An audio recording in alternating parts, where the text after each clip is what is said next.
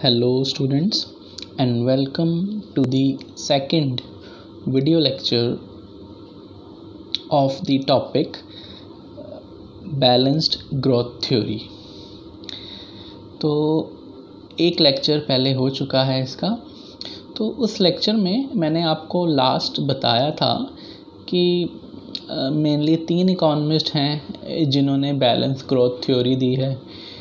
एक रोडान है, एक रैगनर है और एक आर्थर लुईस है। ये 3 इकोनॉमिस्ट हैं। तो हम उन 3 इकोनॉमिस्ट में से आज रोडान की थ्योरी स्टडी करने वाले हैं। रोडान ही ऐसा सबसे पहला इकोनॉमिस्ट था जिसने बैलेंस ग्रोथ थ्योरी दी थी। ये थ्योरी उसने डायरेक्टली नहीं दी थी।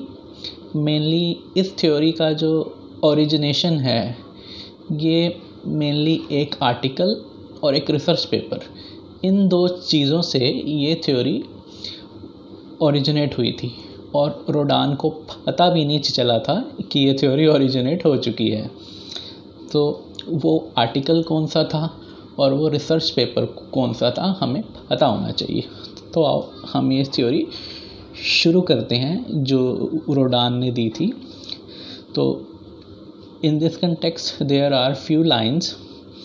Rodin was the first economist who gave the theory of balanced growth without using these words in his article, which was written in the year 1943, and that article was entitled as Problem of Industrialization of Eastern and south eastern Europe. ये article का नाम था। ये article mainly Europe में जो industrialisation की परेशानी थी उससे रिलेटेड था। तो इस आर्टिकल ने रोडान ने ये सजेस्ट करा है, ये कहा है कि जो यूरोप के ईस्टर्न पार्ट में, स्पेशली ईस्टर्न यूरोप में ढेर सारी इंडस्ट्रीज़ ओपन होनी चाहिए और वो सारी इंडस्ट्री एक सिंगल यूनिट की तरह काम करे। मोर ओवर रोडान ने ये भी कहा है कि जो इंडस्ट्री इस्टेब्लिश होंगी वो कॉम्प्लीमेंट्री इंडस्ट्रीज़ होनी चाहिए। मतलब ऐसी इंडस्ट्रीज जो एक दूसरे से इंटरलिंक्ड हो। जैसे फॉर एग्ज़ाम्पल अगर स्टील का प्लांट ओपन हो रहा है तो ऐसी भी इंडस्ट्री ओपन होनी चाहिए जो उस स्टील प्लांट को रॉ मटेरियल दें, रॉ मटेरियल अवेलेबल करवाएं। तो इस टाइप का कॉम्प्लीमेंट्री सिस्टम ओपन होना चाहिए। ऐसी बात रोडान ने अपने इस आर्टिकल में कर रखी है। सो let us read the few lines. In this article he argued that whole industry to be created in Eastern and Southeastern Europe should be treated and planned like one huge firm or trust. वो एक single unit की तरह, single firm की तरह काम करे। Moreover he focused on the formation of complementary system within the industry. मतलब complementary industry होनी चाहिए। This will lead to most profitable investment from standpoint view of society. अगर कॉम्प्लीमेंट्री सिस्टम होगा तो इससे हर इंडस्ट्री फ़ायदे में रहेगी और हमारी सोसाइटी भी फ़ायदे में रहेगी।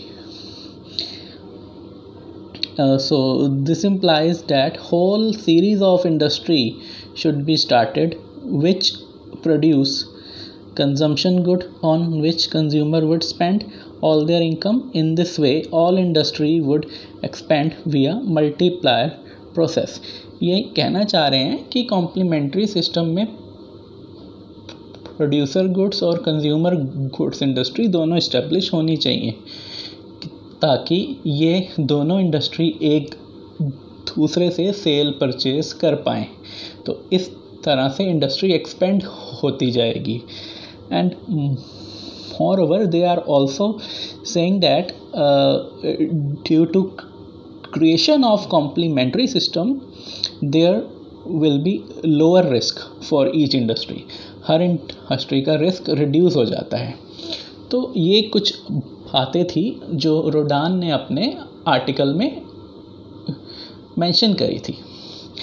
फर्दर फिर इस आर्टिकल को रोडान ने 1961 में और इलेबोरेट और एक्सप्लेन करके उतारा एक रिसर्च पेपर में. 1961 में एक रिसर्च पेपर उतारा गया था. उस रिसर्च पेपर में इसी आर्टिकल की फर्दर एक्सप्लेनेशन थी. And that article was entitled as notes on big push theory. Big push theory उस रिसर्च पेपर का नाम था.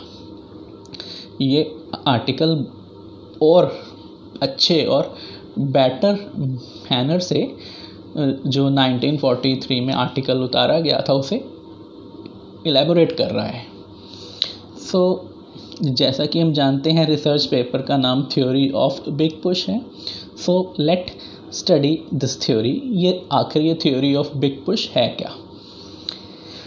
तो स्टार्ट करते हैं. Generally theory of big push is mainly based on three kind of indivisibilities. ये indivisibilities हैं क्या, इसके बारे में हम आगे फर्दर स्टडी करेंगे.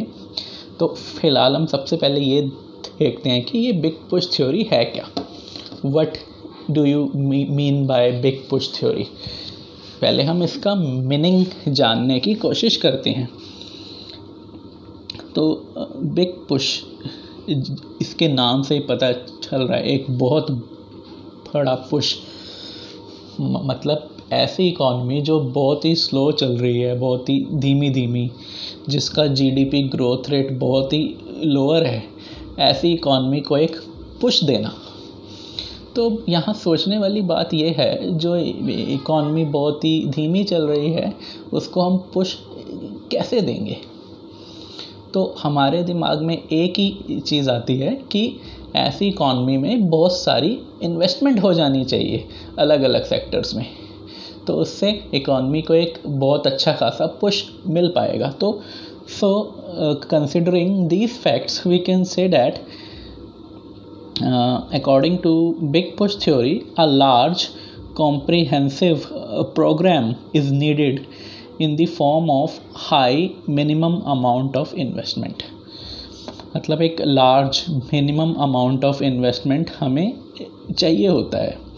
This investment is very essential to overcome the obstacle in the development of underdeveloped country and moreover to launch such economy on the path of economic growth.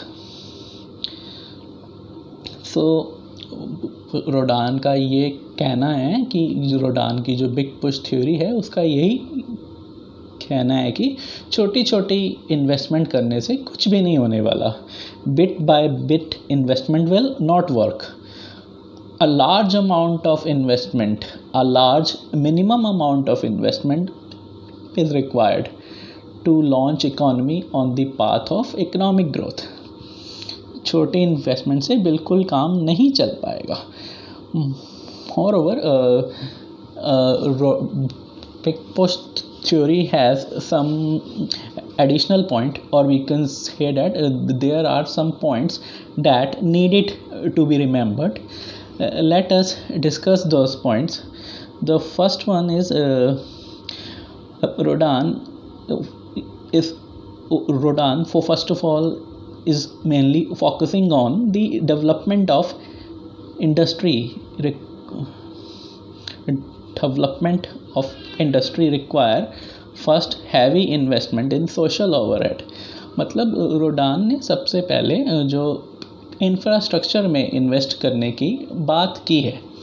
वो चाहता है कि सोशल ओवरहेड कैपिटल में सबसे पहले investment होनी चाहिए. According to big push theory as given by Rodan, उसने यही कहा है कि सोशल ओवरहेड कैपिटल में सबसे पहले इन्वेस्टमेंट होनी चाहिए. तो सोशल ओवरहेड कैपिटल में हमारा सारा सोशल और इकोनॉमिक इंफ्रास्ट्रक्चर आ जाता है, transport, power, communication, insurance, banking, warehousing etcetera, many things are there. And after investment in the infrastructure, he is talking about the simultaneous investment in the producer and consumer goods industry. उसके बाद consumer और producer goods industries में इकट्ठे एक साथ investment हो जानी चाहिए. इस तरह से इन्वेस्टमेंट होनी चाहिए. सो एंड नाउ सो हम एक बार ये सेकंड पॉइंट को रीड करके देखते हैं. To make above investment worthwhile there must be a simultaneous development of producer and consumer goods industry.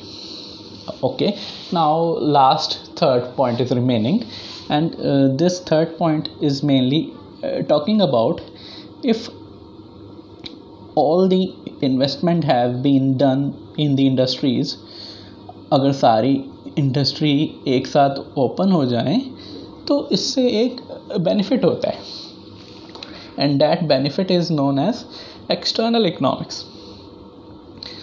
Industry को एक्सटर्नल इकोनॉमिक्स का बेनिफिट मिलता है. If all industrial projects are undertaken simultaneously, it will lead to the creation of external economics. External economics are the outside events that reduce the cost to the firm.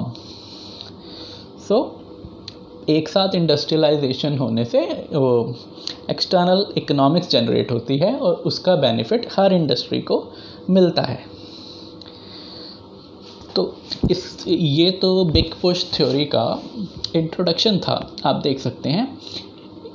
इसके आगे हम big push theory की इंडिविजिबिलिटीज़ के बारे में study करेंगे और उसके बाद बिग पुश थ्योरी की कुछ लिमिटेशंस हैं वो भी हम डिस्कस करेंगे, बट वो सब काम इसके अगले लेक्चर में हो पाएगा. सो स्टूडेंट्स, आज के लिए इतना ही था. आई होप आपको ये बिग पुश थ्योरी का इंट्रोडक्शन समझ में आ गया होगा. Thank you students and have a great day.